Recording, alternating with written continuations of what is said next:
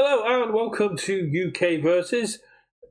The week has been completely crazy with news, and apparently Dubai are erecting a massive 9 billion golden dildo in the sky. But less of that and more UVS news. We've had Tekken 8, we've had Sung Jin Woo, we've had more Dark Hero Arc stuff, and we're just going to talk about foundations in all honesty. We are joined by the amazing UVS Hermit and fresh from a house full of teenagers, which isn't as dodgy as it sounds, I swear, we have Richard. Yes, hello everyone, and thank you, Hermit, for joining us. If you're American. Yeah, it's just been it's the boy's birthday this weekend or tomorrow, so yeah, he's had a sleepover and then we all went out bowling today. So yes, it just smells of teenager in my house now. But yeah, that's a good time had by all. Yeah. Okay, so yeah, similar to the same sort of series we've had going on, we're going to be going over our top 10 foundations in standard with UVS Hermit and Richard coming with series list and me just trying to get reactions out of Richard.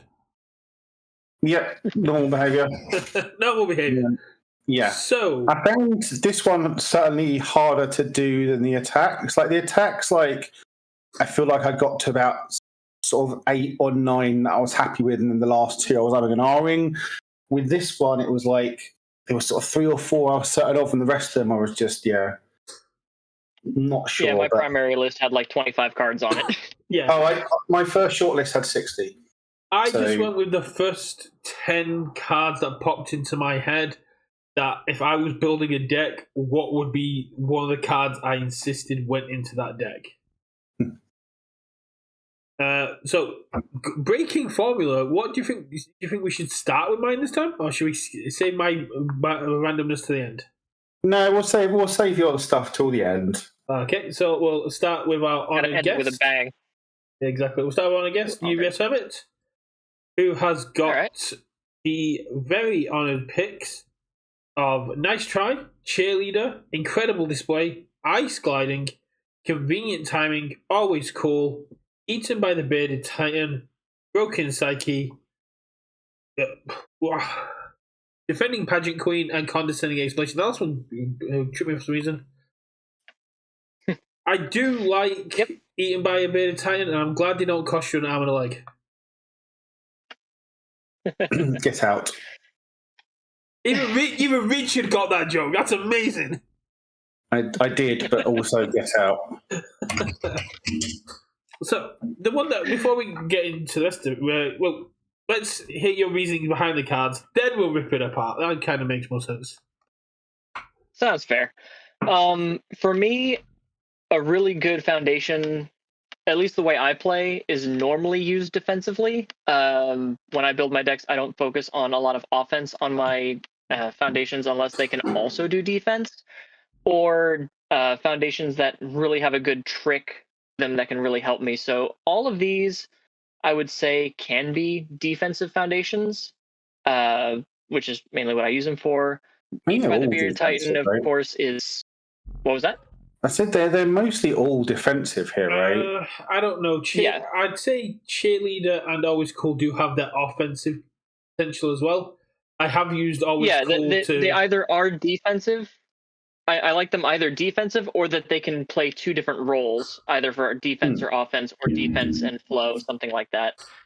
So I'm just going to go down the list I've got here. So Eaten by the Bearded Titan, it's just amazing. It's tenacious speed hate, and it doesn't remove itself. So when you cycle, you could get it back. I just love abilities like this that don't punish you for having to commit your resources in order to play the game. Which is the same reason Nice Try is on here, because it readies itself. It's also speed hate, but this is just repeatable stuff. So these would be like staples I would consider on these symbols of cards you just absolutely have. I think, Condescending Explanation and Cheerleader are pretty easy. They basically turn off a rival's attack. Cheerleader giving it flash so you don't get enhances or blitzes is very powerful. I remember when My Hero Academia Set 1 was still in rotation, I was a big believer in Hagakure 1, who could give any attack flash once per turn, and I just wrecked meta decks because they didn't know how to deal with cards like that. In the condescending explanation, you can rivals attack in their card pool, so not only does it get aborted, but then they still have to deal with that progressive difficulty, which can be really, really powerful. Always cool, of course, can lock a damage from being modified, but also it could give you 2 extra foundations if you need that string, kind of like a pseudo lightning rod in that way.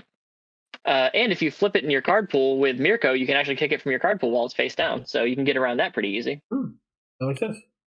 But defending Pageant Queen, reducing speed to 1, especially in an era with cards like Smiling Titan and Armor of the Wolf, definitely needs to be a utility. Incredible display, both killing your rival's responses, which can help you offensively, and picking up blocks defensively is really cool. Broken Psyche, dropping damage to 1 is obviously very, very important when all these Titan attacks are running around. Ice Gliding is that dual offensive speed for you and minus speed for your rival, and it can really just add up over the course of a turn. But I think the dark horse is convenient timing, because my favorite keyword ability is Breaker. And this says, for the cost of 1 momentum, I breaker every card that you play for the rest of the turn just by blocking with this. And that is chef's kiss. I love abilities like this. When this was previewed during the League of Villains preview season, I went nuts, especially considering it's a common. I think this card is way undervalued. Plus, you can flip it as an enhance to put risky maneuvers back on the bottom of the deck. That's fair. So I guess if you'd been here last week, Berserker Bite would have been in your top 10, which kind of does the exact same thing. Close. That would have been top 15 maybe, because I've actually played a couple of different Berserker Bite decks with Ectoplasm and Coda. So that, and I just love getting +3/+3 on my attack as the 4th or 5th attack in my string. Just always fun. The only outlier to me is Ice Gliding. I know it's powerful as speed hate, but is it really a top 10 defensive foundation or just top 10 foundation? I think I added it mainly for that purpose of the dual purpose where you can use it offensively or defensively. Plus, it's only a 1 diff. As we've seen with some more 1 diffs that have come out, like with Attack on Titan, they don't really have that kind of power scaling to them. So this, while being an early MHA, was a little bit higher in the power scale for a 1 diff. So it's strong, it's a spam, and it shows that duality of you can make it whatever you need it to be. Yeah. And it's just something I always throw on this symbol. Yeah, Ice Gliding, spoilers, not in my list, but probably would have been in that kind of 11 to 20 range for me. Like, it is very good. And like it being just that 1 diff, i.e. very low cost, and having a reasonably high effect. Like, you know, it's either +2 or -3 speed over the course of a turn. Repeatable, you know, it's a 1/5, 3 mid, not the best block, but, you know, just being a 1/5 means it's just so easy to slot in. Yeah, the card that would have replaced it, I was back and forth between these two, was also Botan's Coaching, but I figured one of you might have had Botan's Coaching on your list, so I decided to leave it off. I'm just wondering why, given the rest of your list, you'd have Ice Gliding over something like Shinobu's Messengers or Keiko's Aid, which are very good breaker abilities that you could put on anything. Mainly because convenient timing can breaker everything as opposed to just one thing, and whereas like Keiko's Aid is like. I'm about Ice Gliding. Why you have Ice Gliding on your list over Keiko's Aid? Does a different job. Mainly because I had other cards like that, so I was just showing off like how I think of different foundations and what I think makes a good foundation. So I did have some interesting ones in the honorable mentions too, but that was just the main source of it. Is like this is what ridiculously long. Well, like I said, my first list for top 10 was 25 cards long. Yeah. So I had some serious cuts to make. Foundations was a tough one. We knew that going in that Foundations was going to be a tough one. Yeah. Yeah, I thought it was easy until I had 25 cards to whittle down. And I'm like, well, what makes a good foundation to me? And that's how I really. My favorite one in your honorable mentions is Without Vision, which is possibly the best deadlock enhancer in the game. Yeah, and then that's another one of those. This could be defensive and offensive. Yeah, it's both in deadlock, but in form, it's just I get to cycle 1, and you're gonna have a hard thing to block. I think my favorite honorable mention though is Spreading the Word, because that card's hilarious. I love alternate win conditions because they're usually so really difficult to do. And spreading the word just puts your opponent on notice of, hey, you're going to have to deal with this. I really want At to see some point. someone get Spreading the Word Recovery Goal to work, because you can just keep building them in. I built my friend, who's a huge Critical Role fan, a Spreading the Word Fresh Cut Grass Ooh. that was all throws and all dedicated to spreading the word and then constantly rereading it and flipping your rival's foundations to force them into deadlock. So they couldn't get rid of the pamphlet counters. Does Spreading the Word share symbols with NASA? I don't think so. No. Because then you could do some really silly stuff. Absolutely. But Fresh Cut Grass on life, being able to just compliment your rival and ready to more spreading the words. He was getting 3 or 4 counters a turn, and then just using targeted flip to flip rivals' destruction pieces. It's like, cool, you either have no abilities and I throw you to death, or I'm gonna win. That just sounds nasty. Oh, Yeah. It was. Incredible display. Yeah, not surprised to see that on here at all. It's a very powerful defensive. Like you pick up more your foundations you play, and they commit to stop responses. Very powerful. Yeah.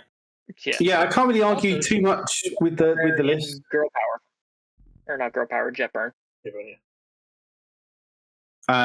Like, again, spoilers are quite different from mine, but like the majority of the ones you don't have were, would probably be in that, again, 11 to 20, or ones I was umming and ahhing about putting on my list. I guess that for me, the 2 outliers would be Convenient Timing, which, yeah, I agree, probably has been an underrated card. But like, I didn't include things like that and things like Face Shield because they're sort of not really foundations; they're more really actions, right? But also, like you say, that enhance on Convenient Timing probably has gone up in value now. And the Need to Buy Bearded Titan is nice, but I don't know whether I would consider that top 10 in terms of just the effect it has on a game. I'd say it's top 10. The fact that you can get it out early, the fact that if you can commit to block one thing and then just go, I'm blocking your second thing as well, is very important at the minute. Yeah, no, I'm not saying it's bad. I'm just saying I don't think I'd consider it top 10. But that's fair. My main issue with Convenient Timing is it's great at the minute against the big attacks like Smile Attack and stuff like that, but it requires you to have momentum. So it's like, does it take a little bit too long to set up that breaker one for the turn? Sure, but then again, you could have the same argument for Cheerleader, for Incredible Display, for Explanation, right, for Psyche. Well, Incredible Display also just has an amazing ability of I'll block, pick it up, let's go again. But obviously, to unlock their powers, you need the momentum. So, like, I don't think the momentum. It certainly the momentum requirement was a reason why some of mine didn't hit the top 10. But I don't think that's necessarily a huge hit on them because of the effects are powerful as once you have that momentum. And momentum is reasonably easy to get these days. So, I wouldn't. It's also reasonably easy to lose. We've got Instant Shine and Flashback. There's momentum spending on your opponent on attack going from Blitz. There's foundations that say if this attack hits, your opponent spends momentum. You've got a lot more people focusing on I don't want you to have momentum because momentum lets you do stuff, especially in a VME meta. Yeah, sure. But having those sort of resets and ways of interacting, I think are at a premium at the moment, right? So, things like Psyche, Explanation, and Pageant Queen. Possibly less so Cheerleader because sometimes you flash something, it's still huge, but and you need to interact with it for the speed. But yeah, again, they're all very, very powerful, just one-off effects, and that was part of what I was looking at from my list. Is looking at sort of trying to look at sort of maybe unique things that cards are doing. But seeing these are all at the very least on what was that? I'll let you say what you're going to say first because mine's off topic. I was going to say for Condescending and Convenient Timing, there is a lot of snap momentum off the evil symbol. And personally, on this side, I think evil is probably one of the best defensive symbols in the game right now. If we wanted to talk top 10 symbols eventually, but there are exactly. There's just so much defense on evil right now that Yeah. it kind of shocked me when I was making my list how many evil foundations I had, and I was like, I gotta cut some of these out and give the other symbols a spot to shine. Yeah, I mean, the evil foundation where you flip it to remove a card from your capital and draw a card almost made it to my top 10 because it has so much utility defensively. But what I was going to ask Yeah, is, and defending pageant queen also has evil. yeah, given that these are all, as you said yourself, defensive foundations, can you give us your top 3 offensive foundations? If you give me a second to search, sure. He doesn't put them in his decks. I mean, you've got Immortal Shapeshifter in your honorable mentions, which I'd argue is an offensive and defensive foundation. So, Yeah, I do have Immortal Shapeshifter. Honestly, I think cards like what's that Emir card? Repaying a Debt is pretty good as long as you can keep it ready. It just is anything with auto damage on it like that is pretty cool. I think Without a Vision could be a. I played a game against one of the UK players, Kai, today, and I was playing Levi, and I played Surprise Daggers, and I had 2 sword skills down, and I went, cool, here's a 4 for 6. He's like, how's it a 6? This is automatic damage, this is automatic damage, and Levi's automatic damage. He's like, oh, that's an issue. Yeah, it's nutty. I think cards like Final Words, just being able to, at the end of your turn, just pick off your rival's best foundation is pretty good offensively. Yeah. Because it selectively targets. Yeah, I'd still say that's more defensive than offensive. Well, The end of turn, if you can keep attacking I guess. True, if you could keep attacking afterwards, that'd be a little nutty. Because then you could just, at the end of your turn, just start popping it. What about one scrolling like, through these things as fast as I can. Failed experiments or something like that? That they should get, like, gives you plus to your Titan checks and stuff that makes these big attacks a lot easier to cast? That could be Monster Zero. Monster Zero is an amazing offensive foundation. On your turn, you just remove it. Rival has to remove any card from their hand. Yeah. So you lose a block. And then if you have 8 or more foundations, I also get 3 damage. That is an incredibly powerful card. Especially if you pair I put that like in an Elder Toguro. Yep, I had a Tri-Gravity Beam Elder Toguro that was just all about ripping cards out of your hand and making you absolutely pissed at me. You missed the perfect and one. And it worked. It's the Tri-Gravity Beam Midnight 2 that says, I rip a card from your hand, you block this, I rip a card from your hand, and then I'll flip this and rip a card from your hand. Let's go! Yeah, I hadn't had a chance to look at Midnight 2 yet. I've been trying to build some other things, but like I said, the Elder Throw, just being able to rip all sorts of stuff out of your hand and then flip this huge speed to a huge damage and just sit there and laugh at you is pretty good. Yeah, I'm looking at Elder's great with stuff like that. Risky Elder's on my list to try. Play lots of stuff. I haven't even thought of Risky Elder, because you could just pitch Risky and then play it from the disc. Warped Pleasure is a card that I'm seeing a lot more play in now, mainly because of all these Titan characters that want to build their stage, and you're just like, cool, once per turn on my turn, just lose a fountain, and then if you're at 10 or less health, all my shit gets stronger and faster. That's fair. That's a good one. Yeah, I've been building. I've been working on a Karastu list on Evil that is just all about taking down these transforming characters, and it's pretty fun until you forget that they can flip when you have 9 foundations too. See, I went a different direction. I went a different direction with the flip characters. I went, okay, you want to see who can do the most damage with these big attacks? I'm going to bust out Dabby 1 again and go, here's my 11-26 unexpected outcomes. Yeah, and that does sound like an unexpected outcome. That's rough. Yeah, Connor, who goes to the Hastings Survivor often, now wants to get it banned after I played it and hit an arm of the wolf, and then the next game I played it and hit a Tasty Riff. He's like, I hate that card so much. It's Echo, but you don't know what you're going to echo. It's a mystery box Echo. Yeah, but it's still pretty fun. But I do love cards like it's that. a very rude card. It not only affects their sculpt, it gives you perfect information. Effectively removes an attack from the game should your game go long and you get into sort of cycling situations, and it's effectively putting you +1 card. And it's just a big old beefy thing to start with anyway. So exactly. But that was last week's conversation. Anything else on I'm going to call you Cameron because saying UBS Herman every time is going to just get annoying. Anything on Cameron's list before I move on to yours, Richard?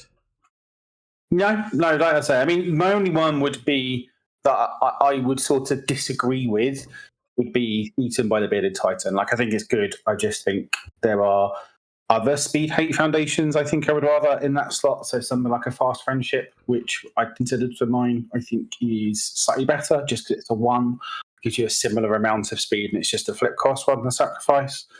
True, but the only thing that put Bearded Titan above Fast Friendship for me, because that was on my list initially, is the fact that it's tenacious. Yeah. So if it's, I can still get the -3 speed. Yeah, that's fair. Like I say, it's a good card. Just for me, that wouldn't hit that top 10, but that's fair. That makes perfect sense. For me, Ice Gliding is the only really iffy one. I get why it's there completely. I just think there are better defensive foundations that could have possibly been there, and I'd have loved to see it been more along the lines of struggling with studies or one of these other defensive cards that have more utility outside of the speed source, which is like I keep forgetting his name. The Ghidorah one that lets you just remove a card from your card pool and draw a card on your rival's turn. Yeah, I know which one you mean. I also forget. Yeah, I also forget what it's called, but I know which one you're saying. I figured you guys would have a lot of the more popular Battle for Dominance is what you're thinking of. Yeah, no, I think figured really good. Stuff like Struggle and stuff you guys would have on your list, or at least Richard would have on his list, because he's the more serious of the two. So I was like, okay, what might not be so serious that I can also highlight as being pretty good? I'm going to say I did go a little bit more serious with this because, as was pointed out last week, this is such a wide field that people are going to have such interesting players. There's only one card in my top 10 list I think Richard's going to take issue with. And I don't think it's going to be because I chose it. It's because of when I've chosen it. Fair. Yeah, because I think my list only shares one card with yours, Cameron. Yes, it is. It is Incredible Display. Yeah. So for Richard, we have New Training Method, Immortal Shapeshifter, which was in your honorable mentions, Death Maneuvers, Struggling with Studies, Incubating, which would have probably been a great one to replace Ice Gliding, because it's not lovely and evil. Vast Strength, Defiant Stance, Incredible Display, Hacker Extraordinaire, which is Momentum Snapping, as we were talking about a moment ago, and Weapons Clash, which is great. Yeah, so for my list, I tried to, because there's a lot to choose from, right? So I was trying to look for things that maybe did unique stuff or possibly were just sort of greater than the sum of their parts. So, for example, New Training Method is crazy. I quite often find maybe I just don't find room for it. But in terms of what it does, it's a very, very unique thing, right? Not only does it draw you cards like extra block, extra foundations, but just accelerates your build. Start with 2 of these on turn 2. So turn 1 can really get your build going a lot faster than your opponent. And obviously, Ymir loves this card. Immortal Shapeshifter is one of the sort of best deadlock outs at the moment in terms of and also just that extra bit of health, really, really key card to decks like Karasu and more sort of, I guess, meta relevant Ymir. Death Maneuvers, I think, was the 10th card on my list. This very much to me, Death Maneuvers might seem like an outlier, but it's very much that greater than some of its parts. It's got that really nice deadlock threat on it. It's a good deadlock out or a way to just buff your weapon attacks for those foundations you've already used in the turn. And it's that 2/5, but that 1 high block really I think sets over the edge compared to a lot of the other ones in this sort of class. Just that 1 high block is so huge on this foundation sort of later in the game as well. So to me, that's why that's on that list. That some of that parts and weapons have got such a boost recently, and obviously Toga being very high in the meta. Struggling has always been one of the best foundations in the game. I think there's probably times where it's been on watch lists for bans. Just that threat of either redrawing attacks you've blocked with or just getting extra free blocks and clearing the progressive on defense, as well as that secondary ability of just that bit of protection for your other key foundations. and it just being a 1 diff and therefore sort of almost free.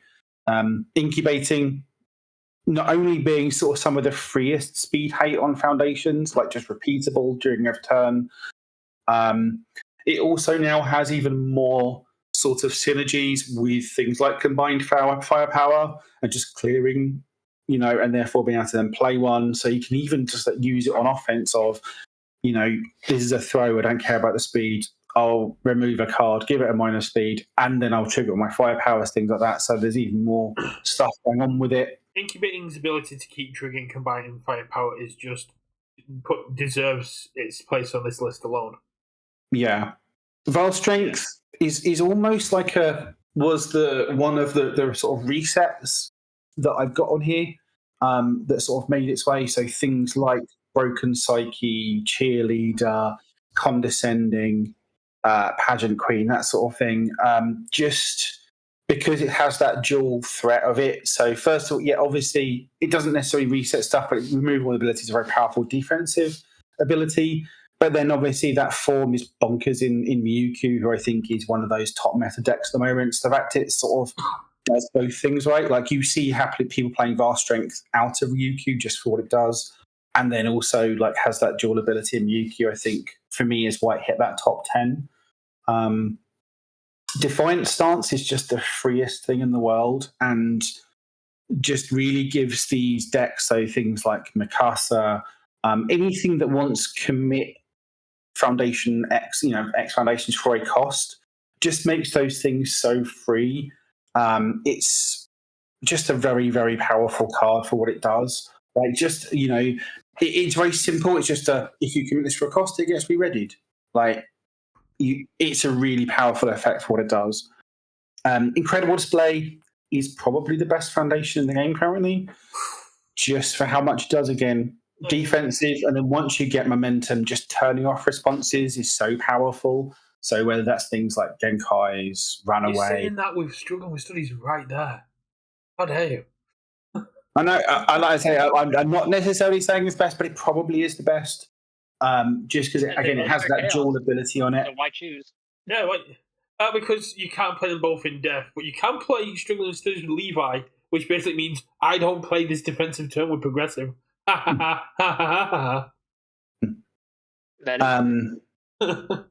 Hacker, again, dual ability, right? A way of either generating momentum and also then either turning your momentum both into cards and asset hate. And it's like the premium asset hate on a foundation, which I think is very, very important right now, whether that is VME, Cape, Iden Box. There's so many good assets you want to have ways of dealing with, and Hacker's one of the best ways of doing it. Just flipping it, permanently removing it from action, just so good. And also just having a way of yeah. Was that sorry? And that asset hate's just. Yeah, as you were saying, the asset hate is amazing. Yeah, and just flipping and just being able to snag momentum is so good. And then Weapon Clash, again, it has that dual ability of when you need to, you can just flip it, build yourself out, and set yourself up for a swing back turn when you think when you can get away with disrespecting an opponent's offense on a turn, and just whether that's turn 1, turn 2, just like okay, I'll just flip build. You're not going to kill me. I'm now 1 up on the swing back. And then also sometimes acting as both a way of keeping yourself at a deadlock and a bit of damage reduction, right? To just say, actually, your stuff doesn't matter, and just using those resources well. So, I was happy with the top 10. I struggled I wanted to put those resets like Pageant Queen, like Condescending, like Psyche on here, but I felt these all did something a bit more unique. Sort of honorable mentions wise, so one of them would be the 1 diff flip, draw a card. Again, that's part of the point is there's a million of them and they're basically all the same card. So that's why none of them found their way onto here. Some of them might be slightly better than others, like things like Fearsome Transformations, not Death Maneuvers, the Tova one, Chivalrous, Dangerous Combatant, Dangerous Combatant. Display of Power. That's the one. Like Flustered is possibly the best one, and Flustered probably would have been the one that would have found its way on if it did. Curious About Quirks, Horrifying Realization, like all of these are basically the same card. They're all really good, but like, yeah, just I didn't think it felt. And the other one was Zero Diffs. Obviously, neither of us had a Zero Diff on ours. Like I had 5 Zero Diffs in my shortlist, and they're all good. So, like Surviving, the final basic training, number 10 Pro Hero, Syndicate Target, Botan's Coaching. These are all good for various reasons, but like the impact on the game I felt wasn't high enough to justify that top 10 basic training, maybe just because it's got that deadlock, because it's sort of stupid. But like even things like Syndicate Target and number 10 Pro Hero, just for being those six checks that are also really, really good blocks late in the game. But I just didn't feel they fit top 10. And yeah, there were so many other ones that I like denied about putting on here. Things like Spooky, Learning the Standards, just stuff that does sort of very unique things like Disarming Glance. Before I let Cameron briefly list apart as revenge, my biggest issue on the list is Death Maneuvers, because it's essentially locked to weapons. But for me, it would be top 10 weapon foundation, similar with Quick Response. The Ochako one that has amazing deal lets you change the zone would have been on top 10 if we were doing top 10 foundations for high. It kind of fulfills the same sort of role as Immortal Shapeshift stuff, but it's locked to weapons, so that's why it kind of, to me, wouldn't be a top 10. So to me, the thing that set Death Maneuvers apart, also, Taylor Dan is saying you're a bit quiet in the chat. I don't know why. I'll try and boost up a little bit. Okay, so what I was saying with Death Maneuvers is, yes, there are similar ones, but this one I think is a bit better than the sum of its parts. Like, I think it's a better Crit Response just because of that one high block setting it apart. Crit Response has a worse block on it. Isn't it just too high? No, Crit Response is a 3 low. Is it 3 low? Okay. Yeah. This giving, like, both stats, so +1/+1, and then the deadlock +1/+1, different than +2 speed, like it's a bit of extra damage. So yeah, like each of these abilities I think are fine, but then it just felt like the sum of the parts was, the value of it was greater than the sum of its parts, and that's why I felt it hit onto it. And also just because Toga is so good in the meta right now, and I think it's a key card that you don't go home, you don't leave home without 2 to 4 of these in a Toga deck.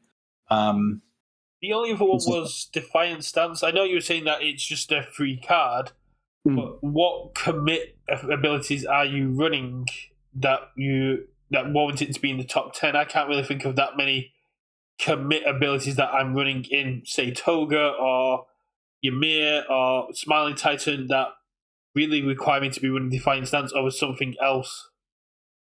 Yeah, there's plenty. I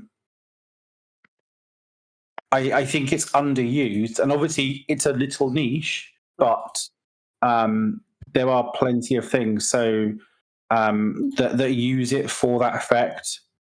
There's plenty of commit a foundation to do a thing. Constantly improving in carbo loading, but I mean, carbo loading you generally kind of want to use it for itself. Yeah. Constantly improving, I don't think anyone really runs. Character, yeah, for Midoriya 6, this is going to be amazing. Yeah, like Mikasa gets to use it. And obviously gets to do her draw once per turn for free. I think it's underused. I think there's like Momo, for example, obviously gets to use this card well. Like maybe it doesn't fund it, but I think it is a very powerful foundation to do things with.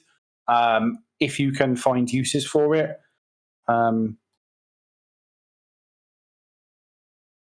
Yeah, no, it's fair. There was just the 2 that sort of reached up to me. It was like the weakest of the 10.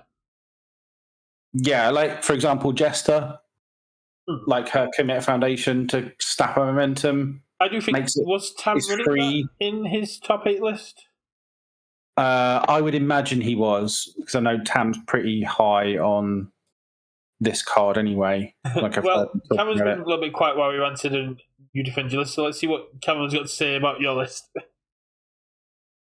Honestly, Defiant Stance made me smile because I built a buddy of mine a Momo 3 list that only runs 12 attacks and is heavily reliant on Defiant Stance and Study Group Leader. Because your 12 attacks are Cannon Blast, Net Launcher, and Create Net Launcher, and Spirit Sword Ultimate.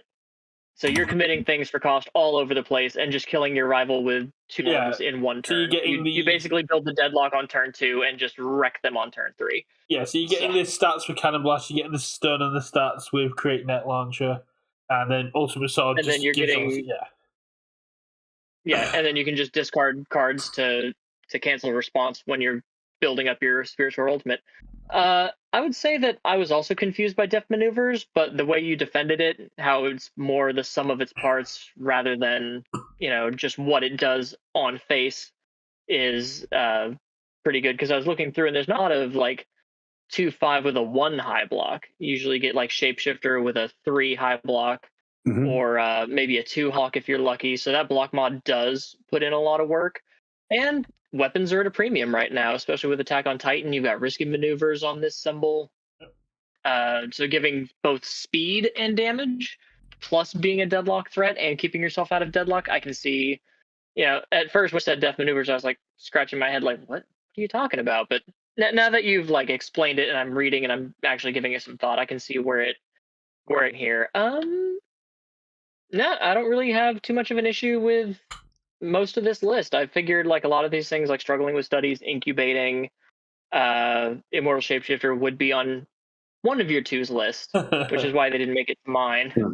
But Hacker is one that I will admit had to cut from mine, but it should have been at least an honorable mention because of the asset hate when you have vertical maneuvering equipment, when you have cape, or in a video that you'll see from me later this week, Sports Festival Stadium, which can really hurt people. And the fact that you can just snap that momentum just by taking 5 or more damage, and there's plenty of healing right now in the game, especially with these attuned symbols. So, or something like Shapeshifter, which I don't think shares. No, it doesn't. But still, if you can attune, like main that on order and you can attune life or something like that, there's so much health gain in life right now. So yeah, pretty sussed, I think. Yeah, I mean, I think like Death Maneuvers and Defiant Stance are probably like 9 and 10. But like I was trying to look for things that sort of did unique things, and like I think there's a lot of decks that try and make a lot of use out of the like probably more Mikasa than anything else at the moment, but like certainly like Inasa uses Defiant Stance, just that kind of just infinite things that just ready themselves or ready on a condition, right? So like maybe Defiant Stance should be in there and should be like things like something like a Pageant Queen or a condescending explanation, but yeah. That makes perfect sense. I got condescending and Pageant Queen for you. Right then, should we move on to... So Defiant Stance definitely needs more love. Should we move on to my meme list then? Go for it. Sure. I'm ready. Okay, I don't think you are. So, I've got these lovely 10 foundations. I have Meet in Hague, Struggling with Studies, Fourth Wielder Danger Sense, Basic Training, Invincible Body, Learning the Standards, Sins of the Past, Keiko's Aid, Three-Eyed Hihei, and Playing Pranks. So there's the one that Richard is going to shout at me because it's not technically legal yet, but will be legal for regionals, is Fourth Wielder Danger Sense. Yeah, that's where I was gonna. I also don't even know what Playing Pranks actually does. So, Fourth Wielder Danger Sense is on there because it's commit one foundation, which plays into what you were saying with your lovely Defiant Stance. And before you block an attack, change it to a mid. So before you play this as a block, you just change the one you're blocking to a mid. And it also has in stage flip for -2 speed. If Richard doesn't want me to have that, cheekily underneath it, I have got a... If it's going to let me... Why isn't it changing on my screen? That makes me weird. Oh, because I'm looking at. I'm trying to get the one that's actually underneath it. That's hilarious. Cheekily underneath it, I have a Dragon's Fortitude, which has an amazing enhance of spend one momentum. This attack gets -3 damage and has deflect on it as well. Mm-hmm. All right, so go through your list again one more time for me. So without the cheeky one of, it is Meeting Hague, which is I'll go through that one in a second. Jungle Studies, Dragon's Fortitude, Basic Training, Invincible Body, Learning the Standards, Sins of the Past, Keiko's Aid, The Three Eyes of Hihei, and Playing Pranks. And for Richard's sake, Playing Pranks is a defensive foundation, which it says after you block an attack, mill one card. If you milled an attack, the next check to play an attack by your rival gets +2 difficulty. Or the next time your rival plays gets +2 difficulty. If it's not an attack, it gets -1 speed and -2 damage. Yeah, it's from the Jester and not Challenger series. Yeah. So I probably don't have as much of an issue with your list as you think I do, Brett. To be honest. I said you weren't going to have much of an issue with my list, apart from the fact that I put a Challenger Series card on there. Sure. Like me and Hanj. It's free draw. It's free draw. I never have. I played Petty Squabble in Midnight because it was free draw, and if I've got no cards in hand, this is free draw. Sure, it's fine. It's good, but it's 3 diff. Yeah, and I think that it being a 3 diff, I think adds a huge cost to it.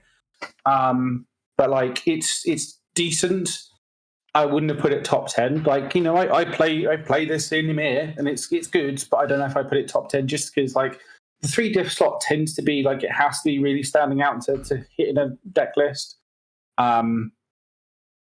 Other than that, it's just sort of latent skill, really. Like, sure, it has the upside of if you have no cards, you can just draw. Sure, but it being a 3 diff, I think it has to have like a pretty big effect on the game. The fact that this card isn't part of the cost is what makes it a 3 diff. The fact that it is free draw power that has no cost apart from flip.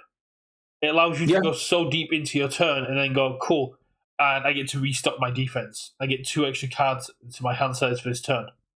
Yeah, that's fine. Like, I mean, I think it's sort of top 20, top 30. But I just, for me, it wouldn't be top 10. But, struggling, we agree is good. Dragon's Fortitude, again, is a solid card. But if I'm, like, it's a fine momentum out, I wouldn't put it top 10. I think as a sort of momentum out in that sort of thing, I think something like a Cheerleader, Condescending, some of those other things are better used for that momentum. It's totally fine if you want to do the DR thing.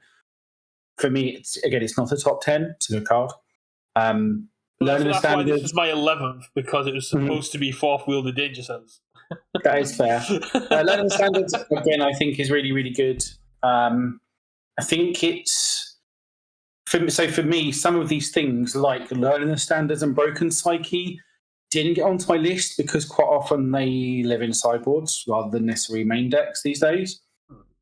So, because Learn the Standards isn't really very good against Smiling Titan. But if you haven't got a choice but to take their first attack, you just then get to go, stop attacking me?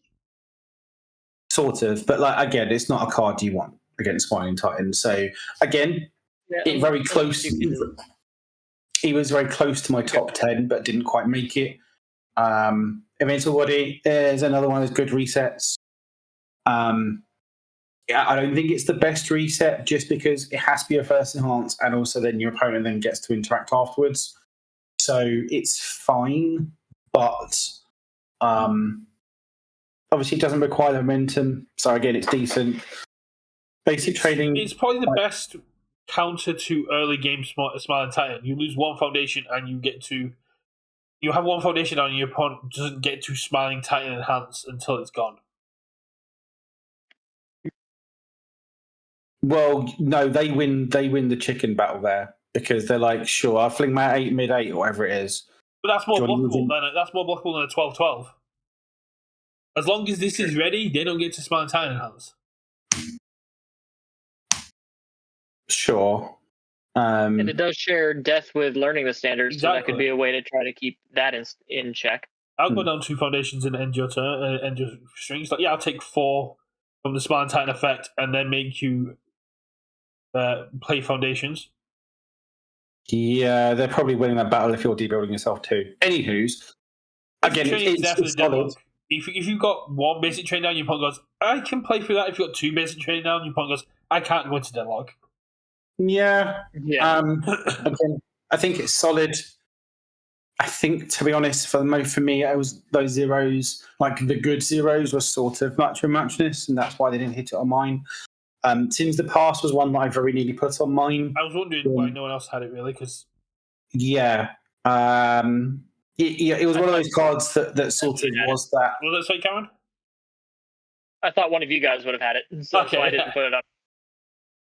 Yeah, in the risky combined firepower kind of era, and the fact that I played against a couple of Cristas, being able to just go, you no longer get access to that card, as well as the sacrifice for the momentum out, which means you can cycle and get it again and also draw some cards.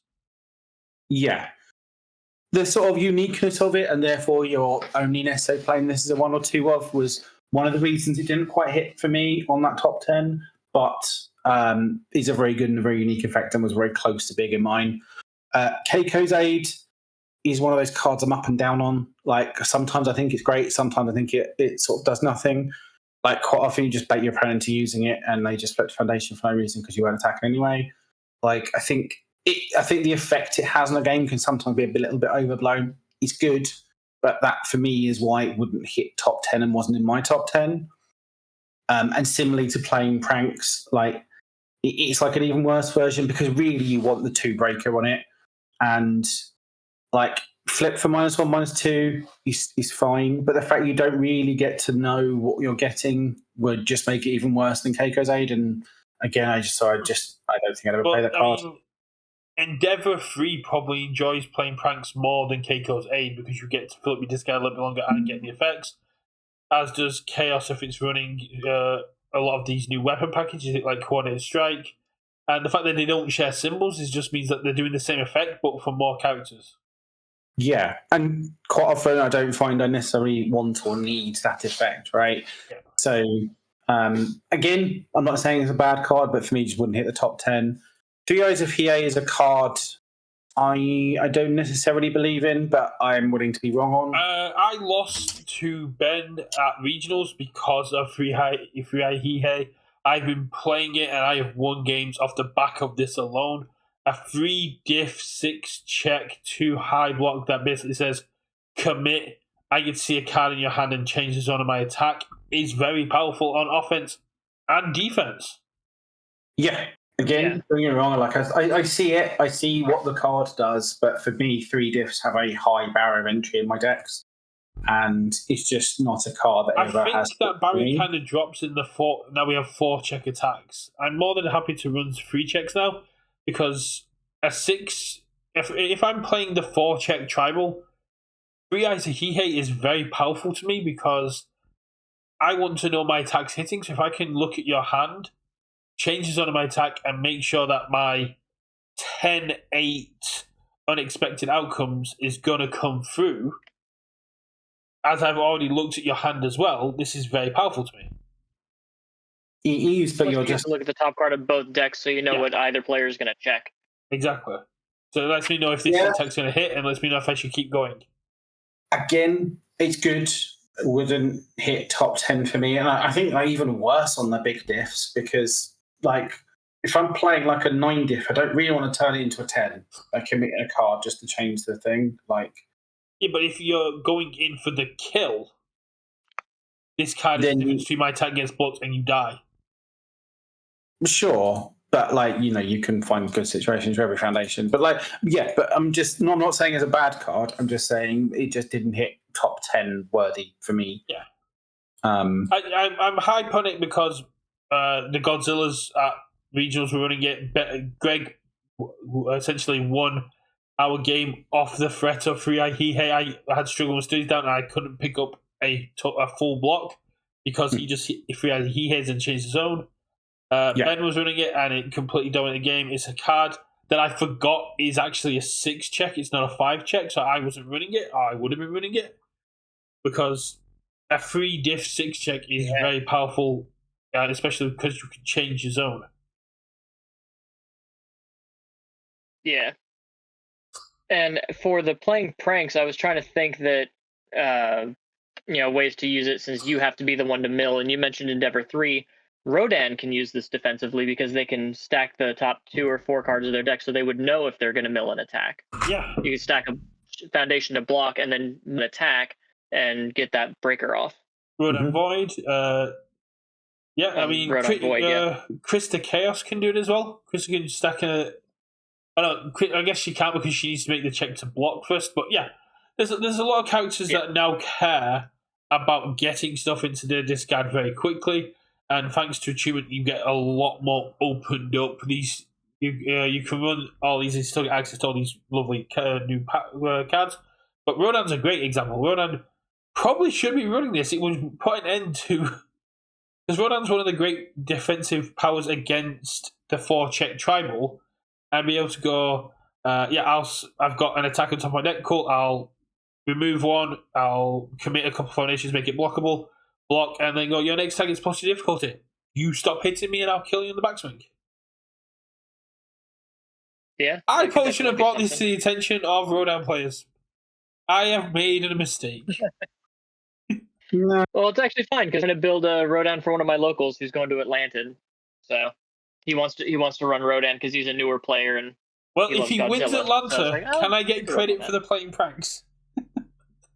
Yes, if he puts playing pranks in his deck and he top cuts Atlanta, you get full credit. I don't get full credit because you're the one making his deck, but it's just if playing pranks is in there, it's like deck with my deck was created by Cameron with credit to UK versus for playing pranks.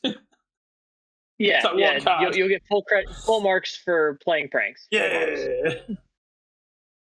I can do that Captain Hulk vindicated meme that he should be in the top 10 because this one guy topped an event. This one guy who's been playing for a month, top cut a regional with playing pranks. Exactly. Yeah, he's only been playing for about a month. He's actually pretty good. That's cool. But he's playing Rodan, so. Yeah, again, I don't think it's a bad card. Just for me, doesn't hit that top 10. I wanted to make sure I had a 0 on there because I get to see you guys list in advance. I know there was no zeros on there, but I was always going to have Botans or basic training on there because Botans is just insane. Basic training to me is a staple. It is if you're playing those symbols, you kind of always have basic training in there, and then to me that is a top 10 card. If it's a requirement that your deck must have it because it's that utilized, it goes in there. That's why, as much as I like to highlight these 1-of and 2-of cards like He Haze and Sins of the Past as amazing cards, I couldn't overlook the fact that struggling in basic training are at least 3-ofs if you're running that symbol. Yeah, to me, the reason I didn't put the zeros because a lot of the reason you're playing them is because they're zeros, right? Like, if basic training was a 1, I don't think it would see anywhere near as much play. No. Right, it's just because it's a 0, you need to have a certain amount of zeros. Well, I mean, needs probably a strong one, but like you generally want a certain amount of zeros, and just basic training tends to be one of the better ones. But for me, they are sort of interchangeable, hence why I didn't include them. I don't know what you can change basic training for, because you... Well, I'm not saying in terms of it building an individual deck. I'm just saying like basic training, Botan's coaching, surviving the final, number 10 pro hero, like syndicate target. They're all good zeros that you sort of put in your deck when you're building a deck on those symbols, but they're just all sort of the same card, really. They're just a 0 with a good ability or a really good block. Yeah. Like keeping Eri safe could be on there. Surprising skill. Yeah, like there's only like a Master's Pride, easily excited. I don't think the surprising skill see that much play. No, there's just better ones on that on those symbols is the thing. I play a lot of it just because my rival can't commit it. I think that's why I love it. My rival can't commit it, and I can force you to commit stuff on your turn to try to hinder your attack strings. To be that annoying guy because we haven't said information. I think after tomorrow, keeping Eri safe and surprising skill might see a little bit more representation in decks because of a certain character. I hate Spoilers. Ooh, spoilers. spoilers. So check that out tomorrow when River that song drops. on you. But I'm just building up hype for tomorrow. That's the whole goal of that bit. Yeah, so stuff like surprising skill and like keeping Harry safe obviously just had a bit more value when people were playing things like Snack Time, right, before it was banned. But cards like Basic Training and Surviving the Final, they're cards that people actively seek out for decks. They're cards that when they're building go, oh, I need to make sure that's in there. Because it's a zero. Because, not necessarily because of the text in the card, it's because it's just like the best zero, and you need to have a zero. Like, again, I would run Basic Training if it was a 1-diff. It's a deadlock threat that says all my attacks get +1 speed, even if it's committed. There is no shot I run Basic Training if it's a 1-diff. Zero. You wouldn't run a foundation that gives you that has the deadlock threat of all your attacks get +1 speed, even if I'm committed. I'm not running a card just because it has the word deadlock on it. Like, it needs to have an ability. It does have an ability. It gives me 1 damage as a response, and it's a very good deadlock threat. I've run cards for less. I guarantee you, no one plays Basic Training if it's a 1-diff. I'm gonna. I need to do a poll, don't I? not in the chat because we don't have enough YouTube comments. There we go. YouTube comments. Just I want to know: would you run Basic Training if it was a 1-diff? And I'm going to put it in the description. I'm going to put it when I put the video out, like on there. Let us know: would you run Basic Training if it was a 1-diff? And Cameron, would you run Basic Training if it was a 1-diff? Say the correct thing, Cameron. If it had different symbols, maybe. Ooh. But on these symbols, I can think of better 1-diffs to run. So what symbols would it need then? You know how long it'll take me to scroll through every foundation on Ultra just to answer that question? Yeah. I think I still run it on Chaos, possibly still on Water, probably not as much because you don't get it's not as free as a build for Tasty Rift. Just like response once per turn, 1 damage ain't something I'm playing. Like, sure, it's got a nice deadlock ability, but like again, it's with Basic Training, it's not any one effect on that card is the reason why you play it. We have 1-diffs in Attack on Titan that say flip for 1/1 if it's a Titan. That's C play. Yeah. This is objectively better because it is 1 damage per turn. Again, I wouldn't play the flip for +1/+1.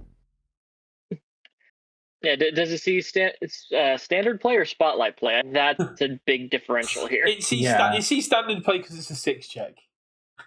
Right. Okay. Again,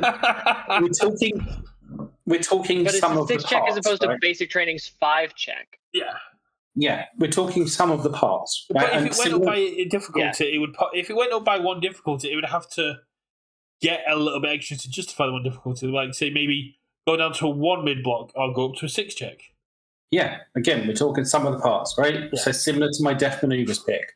Yeah. Basic Training, as it is, like none of the abilities are crazy, right? It being a 0/5 is fine. It being a 2 mid is fine. Response for 1 damage per turn is mediocre. Deadlock, play while committed, all your attacks get +1 speed. A really nice deadlock ability, but it is a deadlock, right? But it's so not interchangeable with other 0-diffs. It isn't.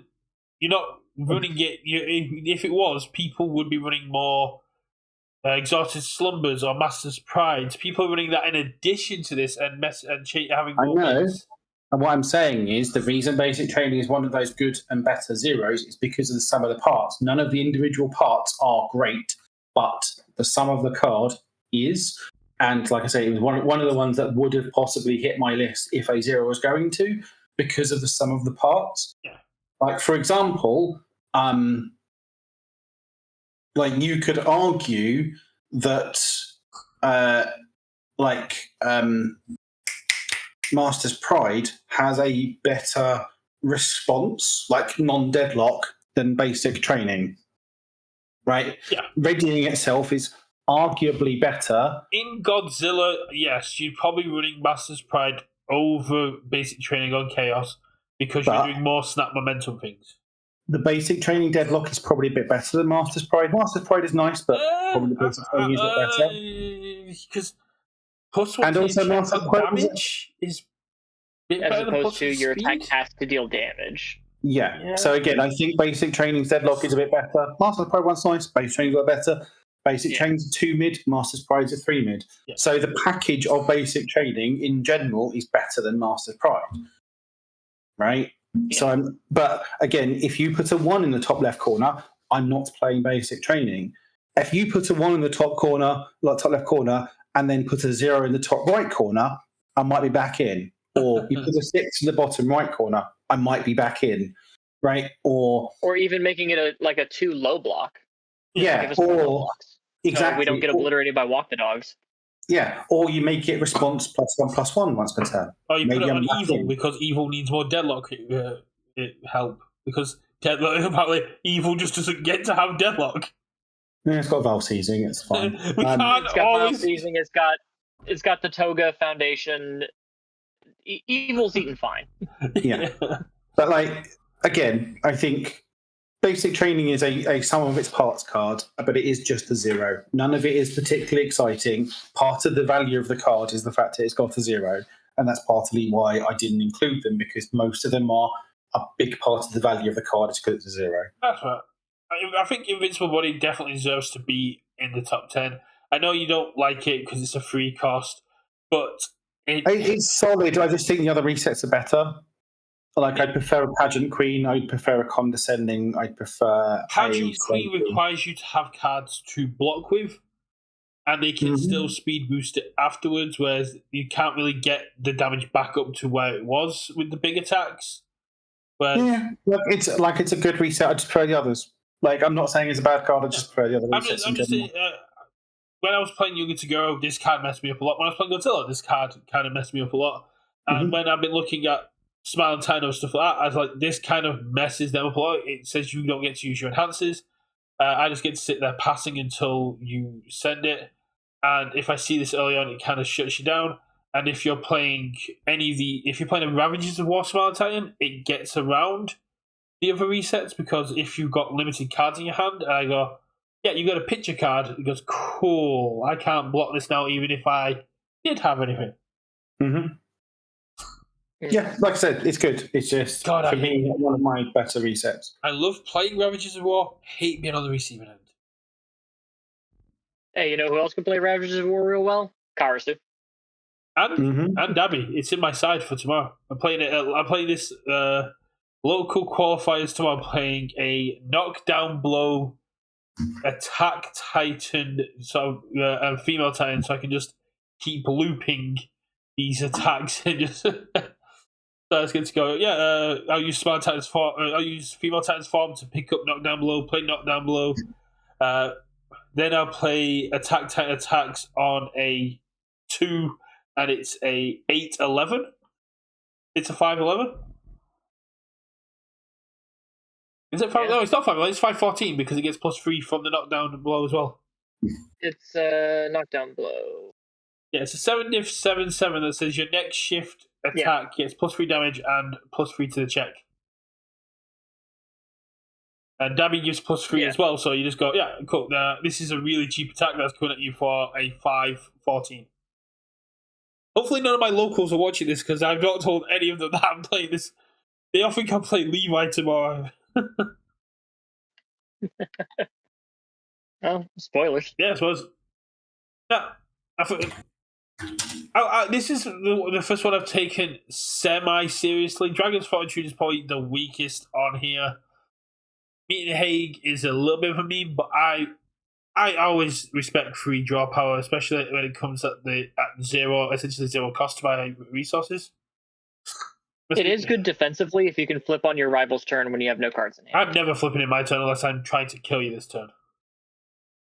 Yeah, it's very much a sculpting to kill. Yeah. Like similar to Leighton's kill, right? Except like Leighton's kill is generally always offensive, whereas me in hand, you can happily use it on both.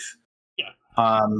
It's one of those things that if I'm playing like a Fire Life character, if I've got Wish Hard in hand, that's great. If I'm playing a Death or Chaos. I don't know which one it is, with the I'm With You, which when you discard it, you get +2 or -2 to attack. Does Wish Hard work, or is it only when you discard its per cost? I can't If it's remember. discard to pay cost, then yeah, you won't let this go for that. And no, it's just during the I'm combat with you is phase. on deck. Okay. So yeah, you just discard it, then you get to draw 3 essentially from it. Me and Haig is just, to me, the reason I was running Petty Squabble at Nats was because I wanted to play my entire hand and then commit Midnight to draw 2 and go, this is my defense for the turn, let's go. That's the similar thing I'm seeing here, is a case of, against Smiling Titan, if I see this in my opening hand, it's like, cool, I can build my entire hand down, knowing that the first thing I'm going to do in my opponent's next turn is draw 2 cards and go, I've got defense against you.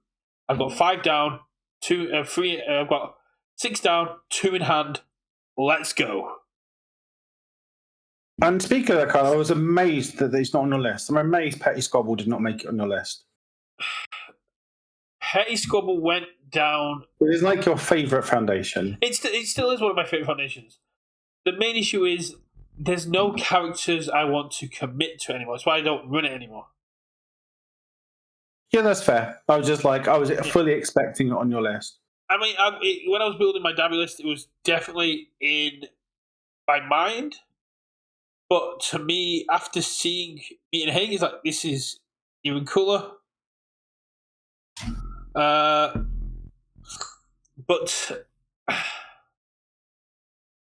I think Petty Squabble was very, very good. I just think with set 1 rotating out, it's got a lot weaker because a lot more people want their characters ready.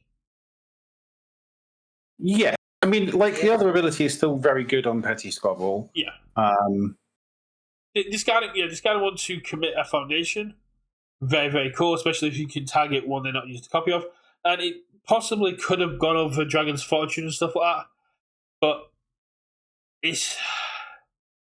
I think Petty Squabble is more for a longer game, whereas Meat and Haig is very effective early on. Oh, you know who could use your Petty Squabbles? Joker. He's all tenacious and ready himself. Is his enhanced tenacious? His response is tenacious. But his enhanced isn't. Oh yeah. But if you just needed to, once you get to your opponent's turn, draw the 2. Yeah. Yeah, once you get to your opponent's turn.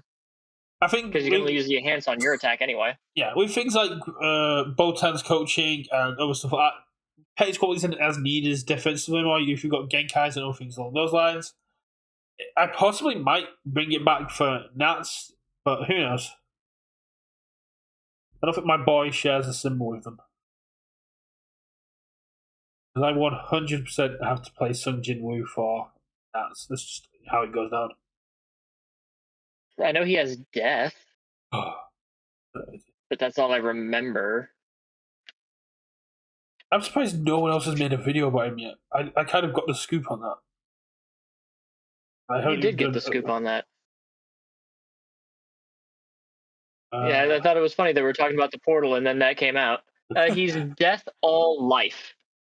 Yeah, I think Petty Squabble has death. No, Petty Squabble's Chaos, Earth, Void. No, so you can't do that. But you can use Botan's coaching. Yes, you can. So you can. Seeing as we're done with the list and stuff like that, and no one else has done it, let's see if I can actually find a picture of the boy. And let's talk a little bit about if everyone is everyone else done with the lists? Yeah, I think so. I think for me there was just a lot of foundations that could have hit that top 10. Like I said, my first sort of short list was I think 60 cards. And there were lots that sort of didn't make it, like Mikasa Defends the Female Titan, is a very good, it's a better wall cling that just didn't quite make the cut on mine. Fortify Walls, it's probably good. I've just not interacted with all kind of stuff at all, so I don't know. Short at the minute for Fortify Walls, but if you get the long game going, it's nuts.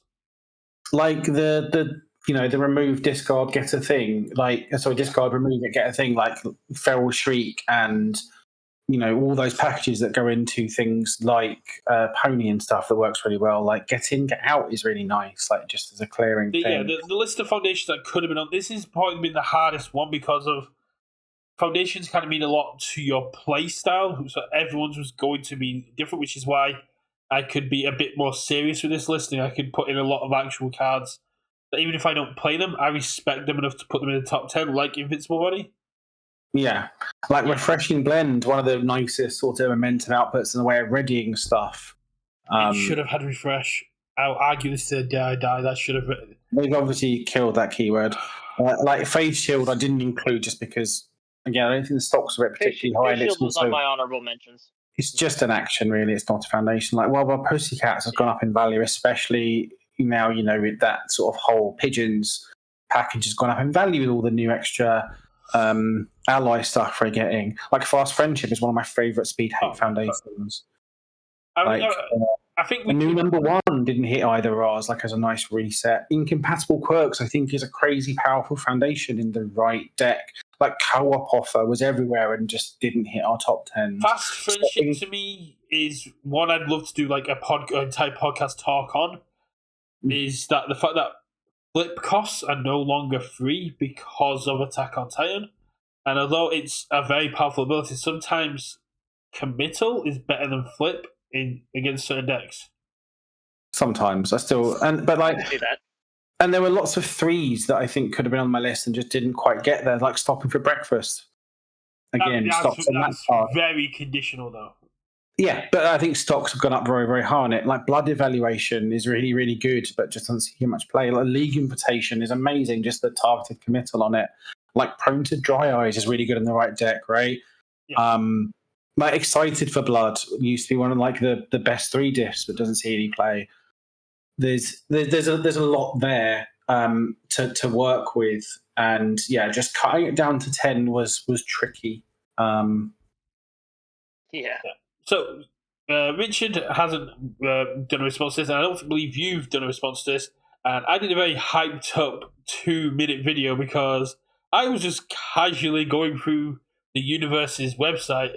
I went onto the IP page, and it's like soul level that wasn't there before, and then the character cards just there with no announcement, no anything. I was like, I got a scoop. I got to make. I kind of hate when they do that sometimes. Yeah, people. Where are people getting this information so quickly? Do you have like Google alerts on or something? Oh, you should see like the singles market when you've got like restocks and card market and stuff. On Card Goblin, which is like our primary single vendor now, they sell out the moment they've stocked, and he's like, I don't know how people are doing. They're just watching this site. This is one thing that every so often I will go onto Play UVS and I'll go onto the website. I'll go, it's been a while since we had like anything updated on there. I'll have a quick check, and yeah, we saw Sung Jin Woo, E-Rank Hunter, 6-hand fairy health, all death life with a static ability that he starts the game with the assassin skill tree, which means that we're not going to be seeing all of his abilities because his main class role is Necromancer. Spoilers. And I haven't seen the show yet. And response tenacious. How he gets it is more hype than the fact that he has the Necromancer job title. And response tenacious. Remove 1 XP card from your hand or stage. Add at the start of your end phase level up. For me, this card essentially has infinite potential because we don't know what any of these cards do or they say, and the fact that it's a tenacious response means even going first, you're essentially getting a free review because you just get to go, okay, I'll build for. I have an XP attack in hand. I'll pitch it, go up a level, and then I'll draw an extra card on my next turn. Yeah, there's obviously a lot going on here. Like, what the shitting balls is an XP card, right? I'm going to say XP is going to be a keyword. Like a keyword trait. Probably, but we don't know. Probably. That means it has to be on foundations or something. Or backups, or assets. Or backups or assets. Bigger No, question. it could be an attack, right? Because it's hand or stage, so it could just be an attack in your hand. So, So unlike obviously, the diplomacy cards we're going to see from Boiler, which I think are just going to be foundations, you can earn XP in games through multiple means. So XP for attacks could be a thing of XP if it deals damage, gain XP. You could have XP actions, you can have XP foundations, or you can have XP assets, which are basically like your tasks. Because in the show, he has daily tasks he has to complete, or he enters a penalty game. So it could be a simple case of if you play, you can get an asset that goes, if you play 3 attacks, gain an XP. so question. Obviously, I have not watched Solo Leveling. Is XP an IP thing? Like, is XP a term from Solo Leveling? Well, I think it's because he's in a game, isn't he? So he's gaining experience like in a video game? So I literally recorded a video last week to talk about the basics of Solo Leveling, and then the character came out. I'm still going to publish the video anyway because I worked hard on it. But yes, essentially it's an Isekai where he doesn't change worlds. At the end of episode 1, he dies, and then comes back in episode 2. It turns out he's been reawakened. Hashtag spoilers.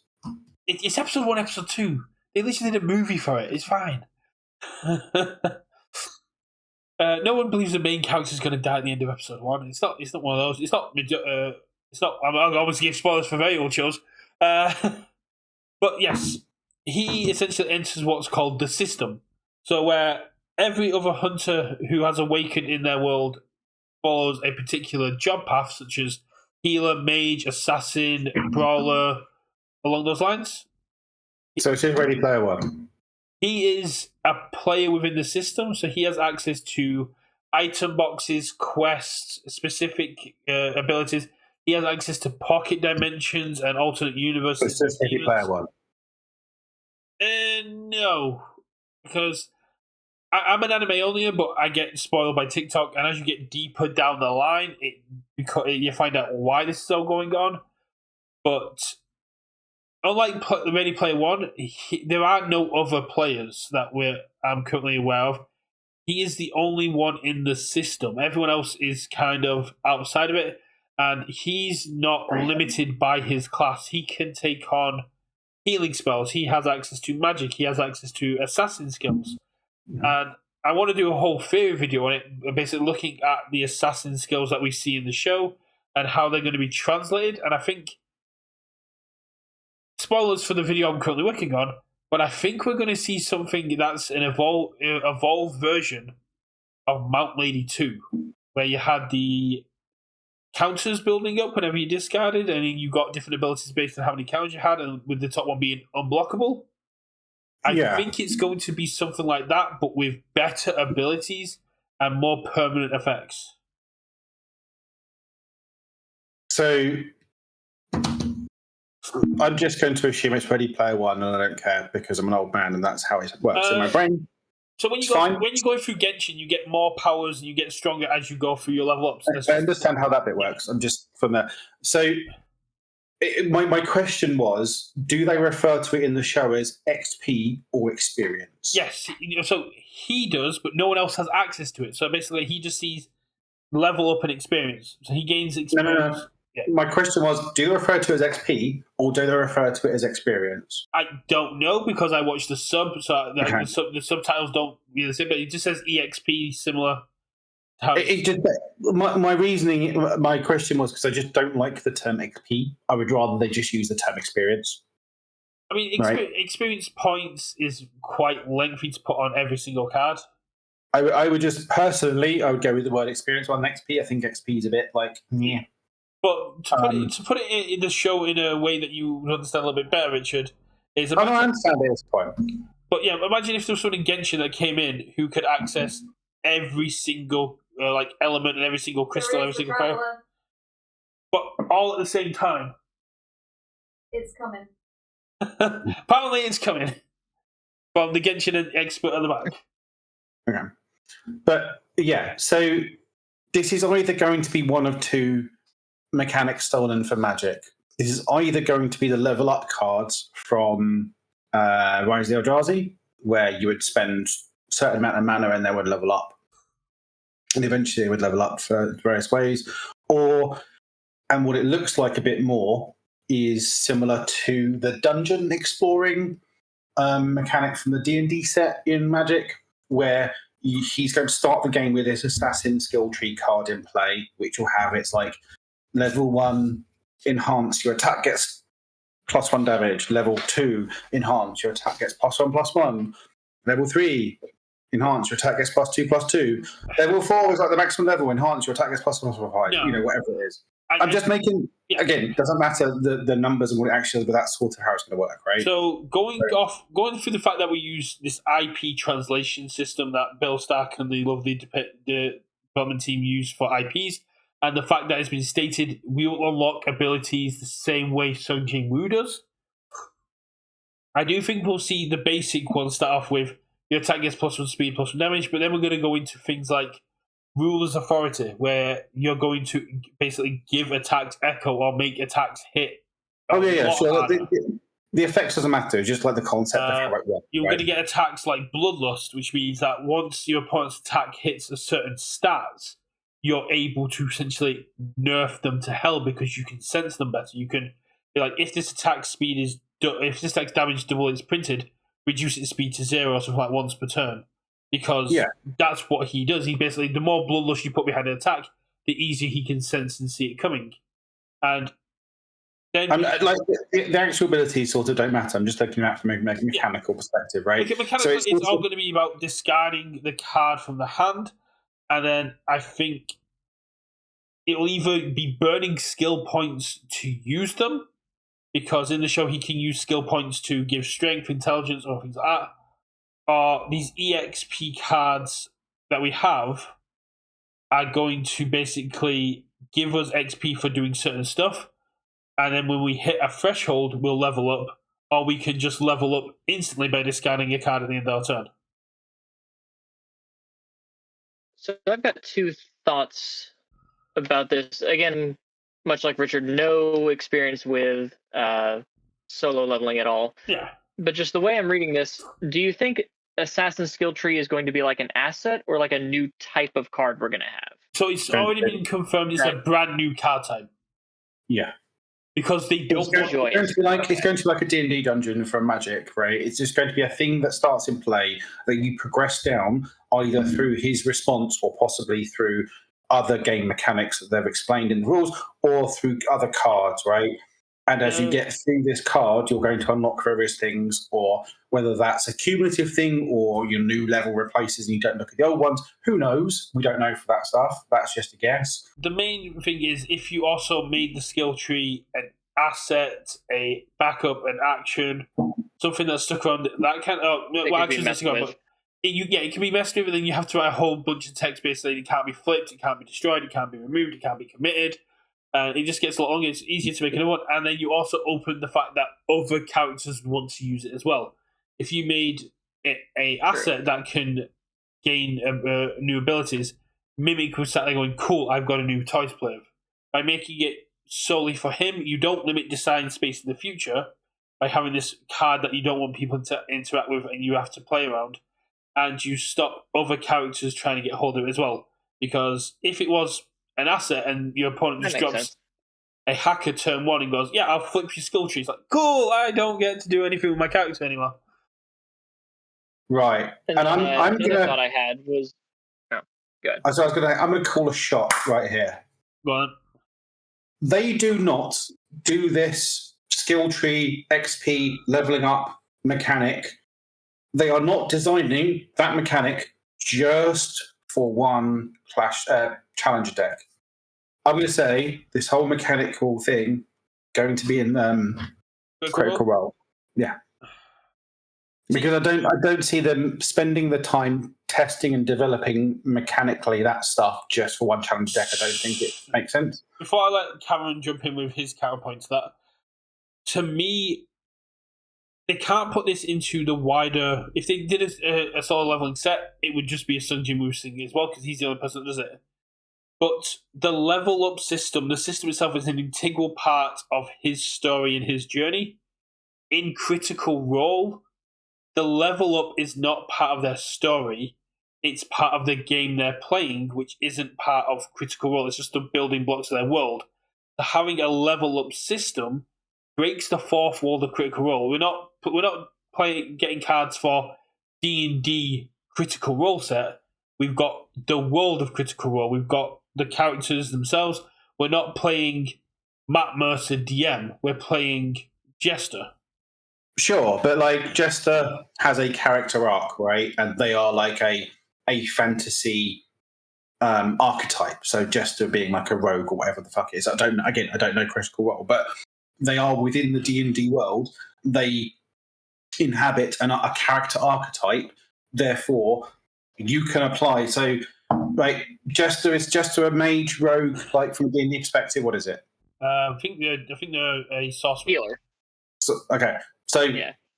Jester 2-dot in Critical Role starts with the sorcerer skill tree in play and does things to level up through that. Right, it's just character development within that thing. But okay, And they have They have ways of doing it. Whether that, like, so before I do a rebuttal to that, I'll let Cameron talk about anything he's got to say about the previous points we made up. The other thing I thought was you were talking about how he could get different skills by leveling up the skill trees and such. My thought is you could have different set skills, like Richard was saying, your attacks get 1/1 or 2/2 on the skill tree, but then different attacks or other foundation pieces could reference if you're at this level, gain additional effects, kind of like how we have normal enhances and deadlock enhances. Yeah. You could have like normal enhance and level 3 enhance or something like that. I think that'd be kind of a cool way to design it. The big issue with introducing something like this to a Critical Role set of the level up system is, would we need character cards anymore under level up system? Could we not just at that point print blank cards that say, at the start of your turn, bring in a skill tree for character identity Izuku Midoriya, and then have Izuku Midoriya Bear of One for All, and then have like a skill tree that like grows with us throughout the game, and then we don't need to print characters anymore. We just have to print new skill trees for each one. You get into a very dangerous area. And to go back to my original point, level ups are not part of Critical Role. They don't get like a notification going, you've leveled up. It's something the players controlling them do. They just get stronger throughout the arc, which is what we see through their new characters. It means that we get Jester, and then when Jester gets stronger, and like that's why we go from like Midoriya 1, which is very thematic, all the way to Midoriya 6, which is now very thematic. It allows, rather than having these skill trees which would essentially replace characters, we get to keep getting these new characters and grow with them and apply older effects to them. Sure. I'm not saying it's like That makes sense. Critical needs it. I'm saying that them developing this whole new mechanic of level upping and shit, right? And these skill trees would be insane just for one challenger deck, and having to have that rules kind of overhead of having this whole new rule set just one challenger deck would be insane to me. Maybe that's what they're doing. I don't know. But that's why I feel like it's going to be in another set, and Critical Role is the most obvious one. It's the closest, yeah. For me, it kind of feels like the Critical Role challengers decks themselves. We got spells, we got the integration of those cards, and it was leading to a full set. And that's what my hope is here, is they've developed it here because, yes, we're going to see Sung Jin Woo E-Rank Hunter in January, but then in 2026, we're going to get the solo leveling set where we're going to have the necromancy skill cards, and it's going to be a new card type that's introduced in there that only works with Sung Jin Woo, but allows us to kind of play Sung Jin Woo Shadow Monarch in a completely different way. We can go, here's his necromancy tree, here's his Shadow Monarch tree, here's his healer tree, and basically goes, you start with a skill tree in play, and it completely adds this new depth to the game, allowing you to have a very overpowered character from an IP and go, cool, we can't make him more powerful in the game, but we can let you choose how you're going to play his powers.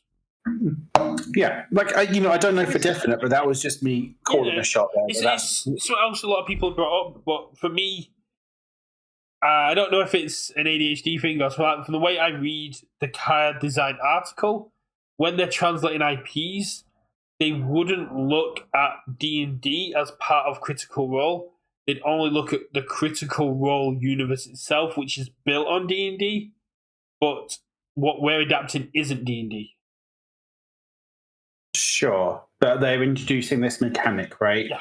This kind of skill tree, level up, XP cards, right?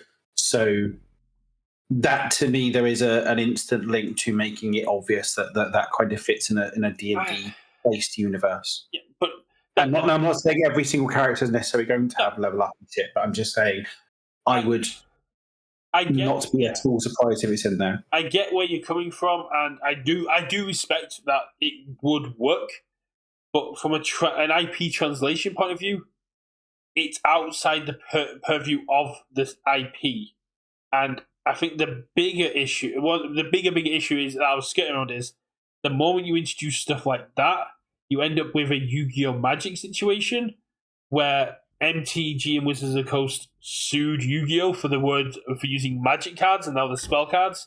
If you used a level up system that's closely linked to Critical Role, you go, you're adapting parts of D&D. That's our IP. That's our copyright. You're infringing it. Yeah, possibly. Never forget that Magic the Gathering sued Yu-Gi-Oh! Over the use of the word magic cards. I was playing Yu-Gi-Oh! At that point. me too. I started when Yu-Gi-Oh! first hit the continental U.S. So I remember all of that. And I was like, it's a word. Calm down. It falls under the theory of things like why Disney released the movie Frozen to stop people googling like Walt Disney's Frozen head. It's like they did it so if you were searching magic cards, you wouldn't find Yu-Gi-Oh! Cards. You'd find Magic the Gathering cards. One way I could see this, at least for like skill trees making its way into the greater thing, is if it wasn't like skill tree wasn't the type of card, because it doesn't say a skill tree. It says assassin skill tree, but yeah. The Mega Man IP, Mega Man as you go through the game gathers all these different power ups. Mm-hmm. So I could see him having a sort of like skill tree or something like that, where you could level up the different Mega Man characters with different like abilities and stuff like that. As similar to through, the old actions that attach to your characters. Because didn't Mega Man have like an action that attached to kind of like that? How he had the rush when you play it, it attaches to your character. You could also possibly see in stuff like that where the character does kind of like develop with like new skills over the time, but I guess if you're sticking with level up, it kind of does restrict you, at least with that skill tree. But if it's not called the skill tree card, but it's called like new word for asset or something, and assassin skill tree is just the name, and it's like a different type of card, like it's a schematic card or something like that. I think it is mentioned as I think in the briefing it was like a skills card, but that's just what they were saying at the time. We don't know what the actual type of card is going to say. It could just be like a character addition or something like that. Going to be called a class. Yeah, something that you put in play with your character. It could be a class, and if it is a class, that's very, very cool because it does open us up to more D&D based stuff without getting into D&D. But if we get things like Sword Art Online or Skyrim or any of these other big things, you could get TMNT with like ninja skills. Fighting games, you get more. You can get new stuff as you go up. I mean, like for example, like Genshin.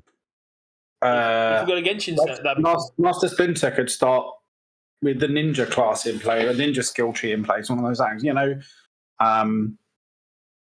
it does add a cool little aspect to it, because I thought he was going to be a flip card, and we're going to see Sung Jin Woo E-Rank Hunter flip into Sung Jin Woo Shadow Monarch.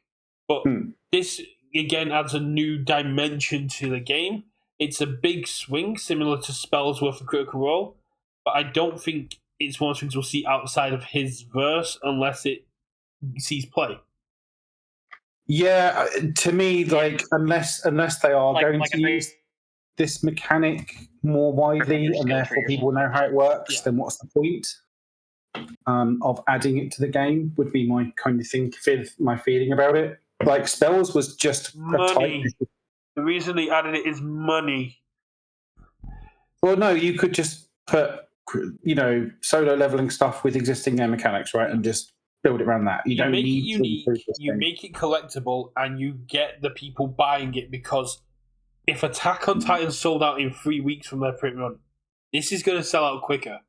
This is more impactful to current anime and manga and manhwa and light novel fans than Attack on Titan is at the minute.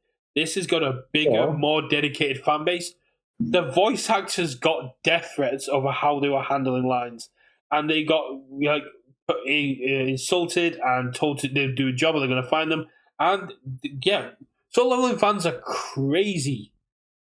I'm not saying it's not a popular IP. It isn't going to do well. I'm saying that if you're just introducing this mechanic for this, then that's this is not necessarily the set to do it on. If it's going to be popular for again bringing people in, having this random level up thing they've got to learn on top of the rest of the game feels like a. Do you know what it is? Yeah, can we just say that? I'll let you go, Cameron, because my point is both devastating and very ironic. All right. I was just going to say that I find it funny that they were releasing all these articles about how they're simplifying the game for new players, and then they're releasing 2 or 3 different brand new things to learn, one after the other. Like Attack on Titan had, I think, 4 brand new mechanics, and now we get Sung Jin Woo with his new mechanic, and then who knows if Critical Role is going to have new mechanics. I'm like, I thought you said you were trying to make this simpler, and now I have to make a whole bunch of other Hermit School videos just for this one IP to try to make it simpler.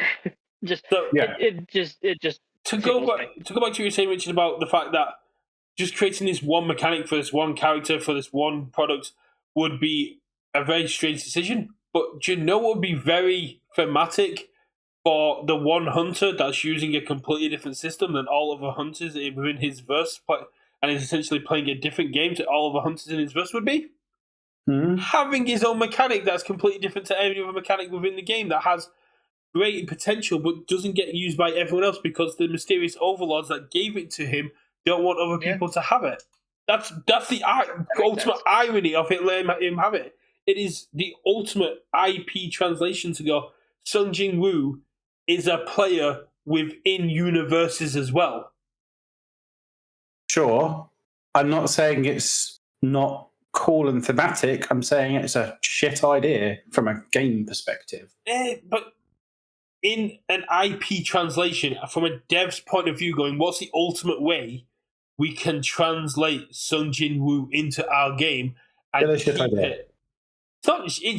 It's unless you're using this more for other people, having this whole big rules overhead of him doing his own weird shit with skill trees and XP cards and stuff like that, and just on him. Only if it's competitive. If it's a kitchen top deck, if it's a casual something to play at locals deck, it's fine. If it breaks the system of the game, if it lets him basically walk into regionals and walk away with an 8-0 record with all those games being 2-0, yes. But I think they've done this because they want to have him basically in a box as his own character that is fun to play, but is not going to walk away with any major regional events. Again, I'm not even talking from a competitive perspective. I just don't think... I think if you can just build him thematically without introducing new mechanics, right? But that is what he does. That's his whole thing. He introduced brand new mechanics to his world. Okay. It is the ultimate translation. And I was thank you for this, Richard, because I hadn't even considered that, and I need to add it to my video. That is so cool, and I really wish the design team would get back to me for my interview requests, because I would love to talk and find out if this theory is correct, that he is basically the only person that's going to have these abilities. Oh, they won't tell you that. Fanatic. They won't tell Yeah, you they that. probably won't tell you that until after the thing releases.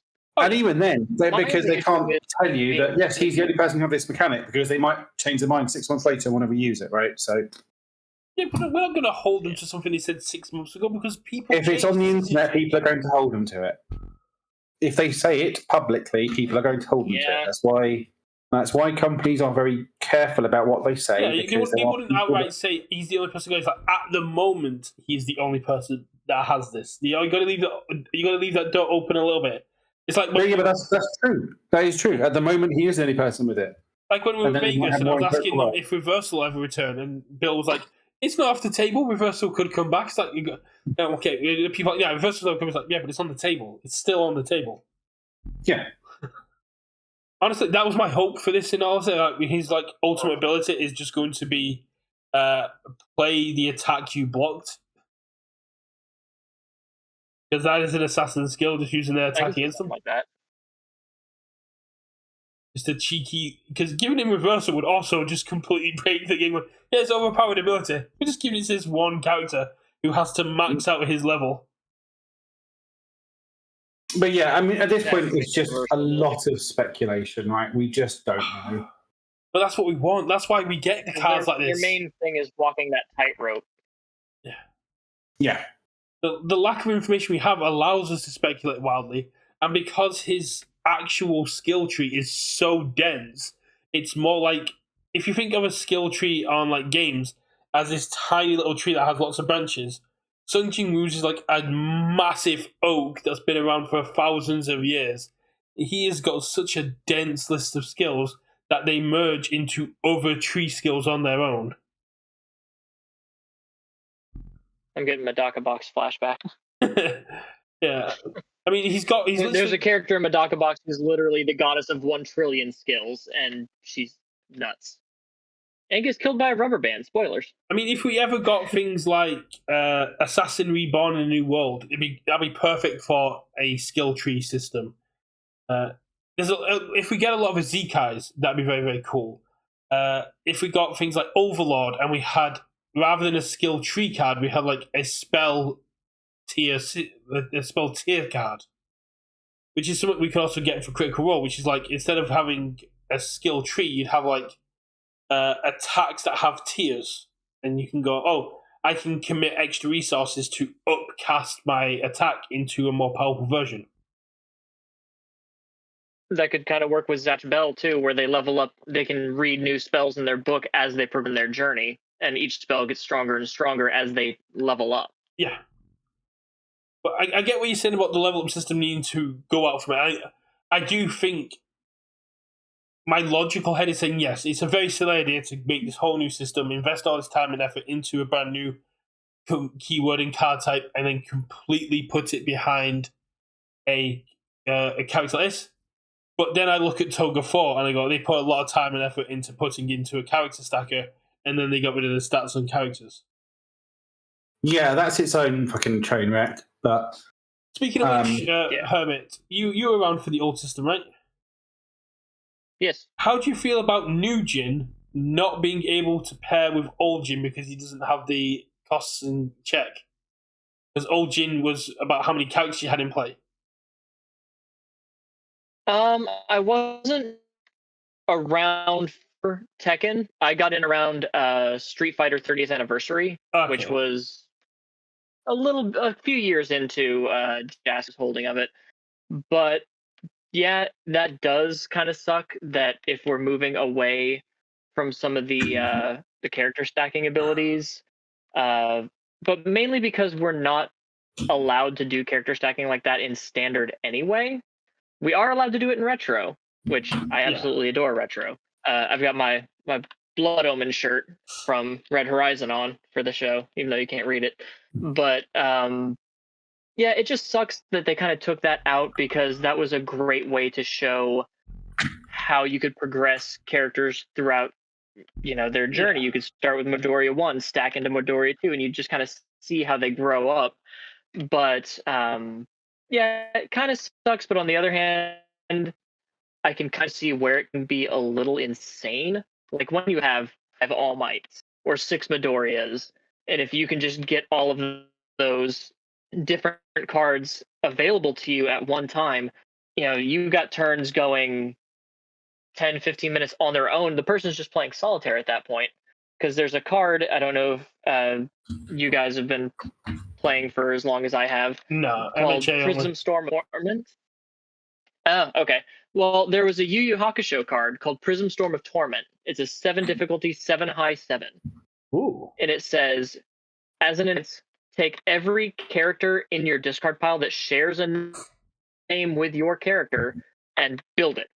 That sounds like a Suzuki So if you've card. got the air order, it is a Suzuki card because he could also discard 3 copies of his character from his stage to give I think it was like 3 speed and 3 damage. Oh yeah, because we were looking at. And when you blocked with a character, you just auto built it. So because we were looking at Jin, because we talked about Tekken 6 before we went over the Tekken 8 previews on Friday with our friend Apple, who played Jin a lot, and I think he had ability like your checks this turn get +1 for each character in your staging area, and then had enhance of discard a character from your staging area, your attacks this turn get +2. So if you could put new Jin in with that, you could go up to 8 to all your checks this turn.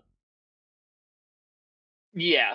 And I think that's kind of what they were trying to get away from, because started this character stacking thing with a set called 7th Cross, which Gauge. basically you have your Gauge, your A character, and your B character, which when we were told they were characters with different versions, we thought way back when that's when they were going to introduce transforming characters. But they didn't. They gave us 2 separate versions of that character that could stack on top of each other, and you get access to all of those characters' abilities. So I believe at US Nats in Retro, there was an All Might, I believe an All Might 3 on air, that won that Prism Storm and build all of the different All Mights into the stage at once. And you could take 10 minutes just playing all the abilities on every one of your All Mights, like every attack that you play. It can get really crazy, especially when you have all of these like version 6, version 7.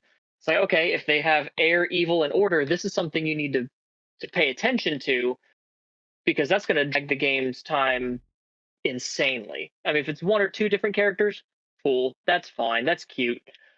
But if you do get that, All Might 7, okay, that's 7 different characters and I have access to all of their abilities now.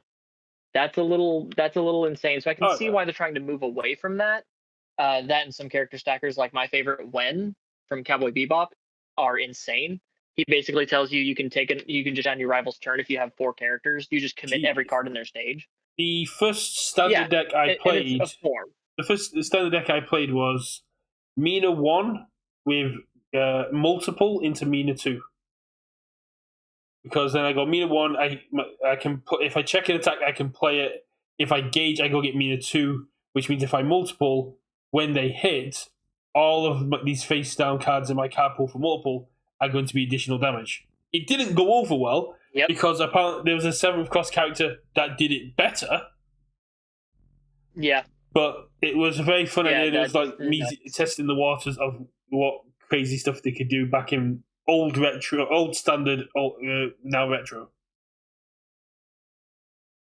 I adore retro. Retro is, I describe retro as all of the best players in the game doing the whole Rock Lee weight drop from Naruto, and that's retro. Do you know what I played at retro? Like, finally, I can stretch again. Do you know what I played at retro last regionals?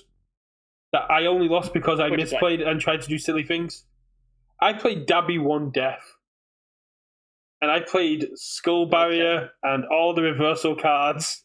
Because fun fact about slap 10 damage on it and be like, let's go. Yeah, because the fun fact thing about Dabby's enhances, it doesn't say your turn. It just says your next attack is +3. No, it says your next attack.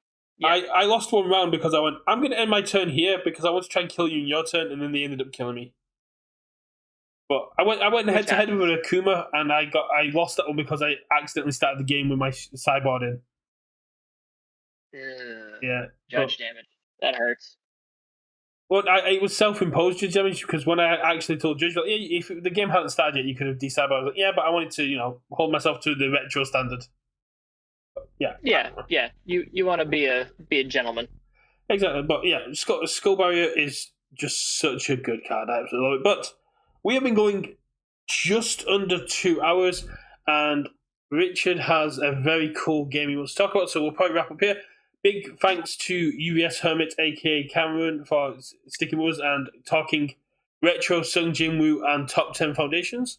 As always, thanks to Richard for putting up with us chatting about things he does not care about for the last half an hour. That's okay.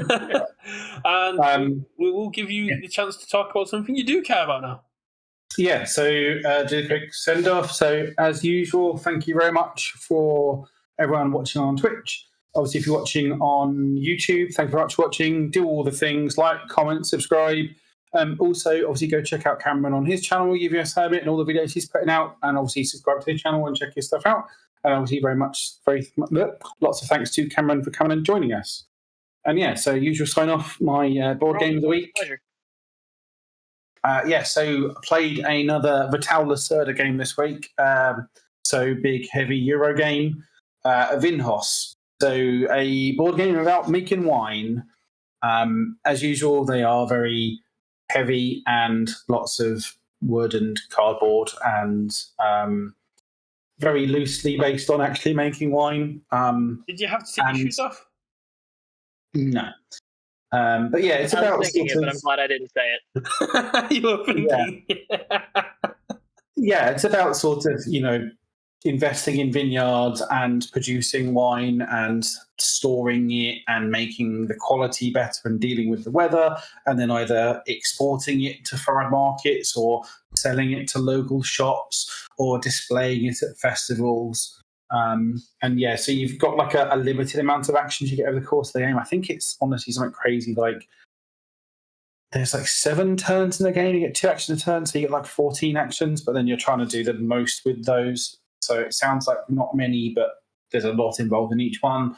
And like any Lacerda game, it's beautiful and just really heavy and takes a long old time, but they are generally well worth it if you like a heavy Euro. Lacerda is certainly one of the best at that business in terms of just making those heavy, crunchy Euro games. So one off the list of games I wanted to try was really good. Very much enjoyed it and would definitely play again. But yeah, certainly on the heavier side. As Richard said, check out UBS Hermit on YouTube. If you're a brand new player, got a great academy of brand new videos on there, which are short precisely to the point, to help you understand the basics of what abilities, cards, formats are. I think your most recent one was around the standard format. Yep, and I actually just had to re-upload that today because there was a 3-second audio delay that I didn't catch. Oof. So a friend of mine actually let me know that I had to go redo that. So I redid that, and 2 more videos actually that were going out next week had the audio delay, so I had to redo those too today. So a great catching. So we'll catch you all on the next stream, and fingers crossed this time if all goes well, we'll be back on Tuesday with Josh Massey, the head of OP, to talk Organised Play 2025 with community questions and get all the information that people are looking for. Yeah, fingers crossed he's available. But yeah, as always, much love. Thanks for watching, and we'll catch you on the next one. Bye.